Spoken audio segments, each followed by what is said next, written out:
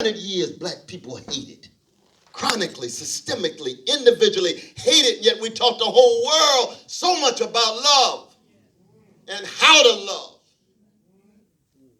Justice is what love looks like in public.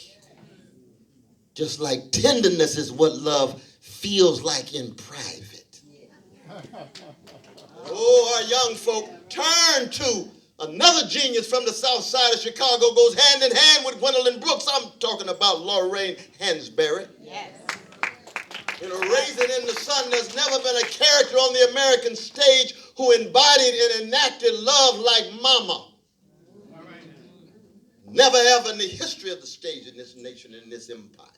And what was Mama's question? Mama's question is our question here at this consecrated library. How do I pass on the tradition of a great people who's honed out of being terrorized, so much commitment to freedom at our best, who's honed out dealing with trauma, generating unbelievable response of healing? How do we respond to a hatred that produces a love of truth? This is always a challenge for anybody, but especially a challenge for an oppressed people. Do you have the courage to love truth? And the condition of truth is to allow suffering to speak. It's no accident that the anthem of black people is what? Lift every voice. It doesn't say lift every echo, does it? No. It says lift every voice. You can't be a blues woman unless you find your voice. Can't be a jazz musician unless you find your voice. It takes courage to move from an echo tied to conformity and the crowd to find your voice so folk understand that you are distinct, and just like your fingerprint, there's nobody like you in the world. Gwendolyn Brooks found her voice born in Topeka, Kansas, 1917. She found her voice by what? Her mother, loving mother, telling her, "You're going to be the lady Paul Laurence Dunbar." Sankofa, connect with the best of the past. Always be connected to those who represent the highest levels of integrity, honesty, decency, exemplars of moral excellence, spiritual excellence, not just power.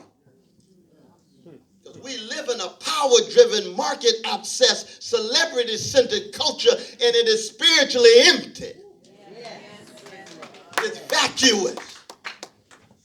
Saw one example with our brother Kanye the other day. Amen. Praying for that Negro genius. Get your spirit intact, my brother. I'm a Christian, so I love everybody all the time, but my love can be tough love. You got to tell the truth to folk. You never love anybody, and you especially don't love black people in order for black people to love you back. You love black people because black people are worthy of being loved.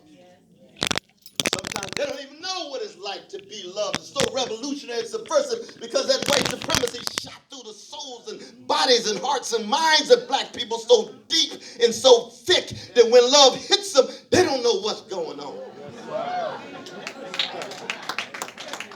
No, this ain't lust. No, this ain't power. No, this ain't domination. I want the best for you, Jamal. I want the best for you, Letitia, and I'm going to be with you. I don't care where you are.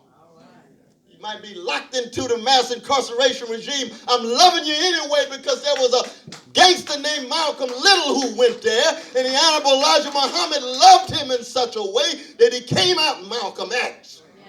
Became the greatest prophetic voice of the 20th century. Who would have thought somebody like Malcolm Little out there pimping and other things, ungodly activity?